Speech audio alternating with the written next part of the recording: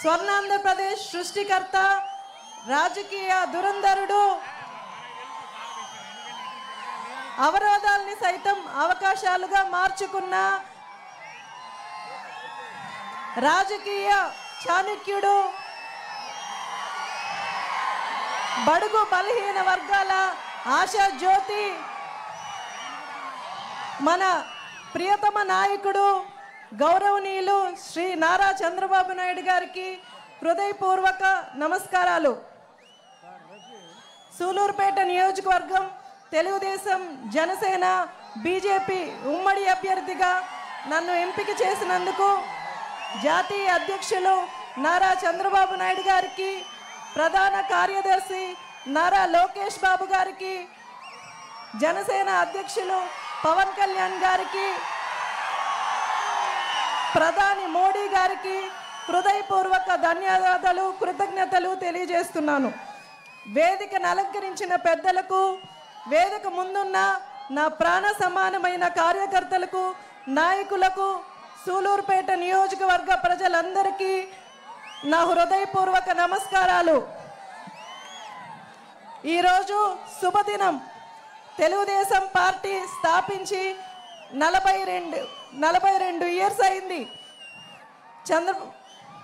ఈ పార్టీ ఇంత బలంగా ఉండడానికి కారణం చంద్రబాబు నాయుడు గారు దూరదృష్టి ఒకటైతే, క్రమశిక్షణ కలిగిన నాయకులు, కార్యకర్తలు మరోవైపు.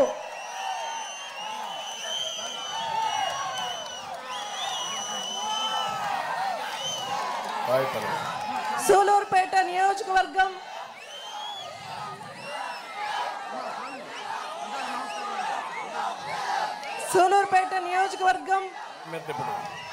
ప్రజలందరికీ హృదయపూర్వక నమస్కారాలు తెలియజేస్తున్నాను.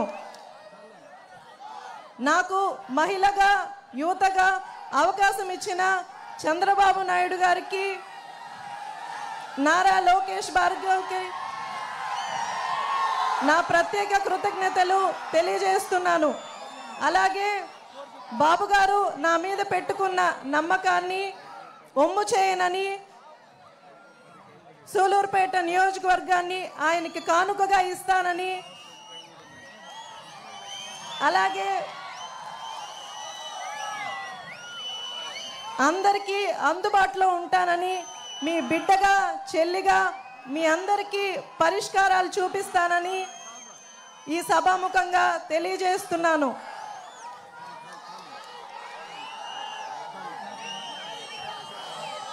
అందరికీ ధన్యవాదాలు. నాకు ఈ అవకాశం ఇచ్చిన చంద్రబాబు నాయుడు గారికి ధన్యవాదాలు తెలియజేస్తూ సెలవు తీసుకుంటున్నాను. జై తెలుగుదేశం, జై చంద్రబాబు నాయుడు.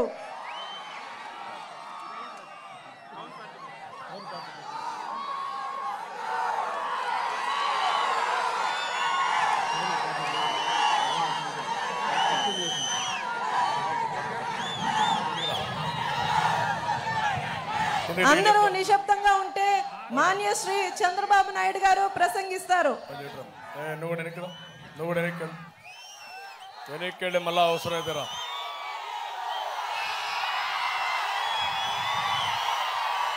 ఏం తమ్ముళ్ళు హుషారుగా ఉన్నారా? ఏమమ్మా ఆడబిడ్డలు హుషారుగా ఉన్నారా? మీ ఉత్సాహం చూస్తా ఉంటే ఉధృతంగా తెలుగుదేశం పార్టీ గాలి వీస్తా ఉంది. ఇక్కడ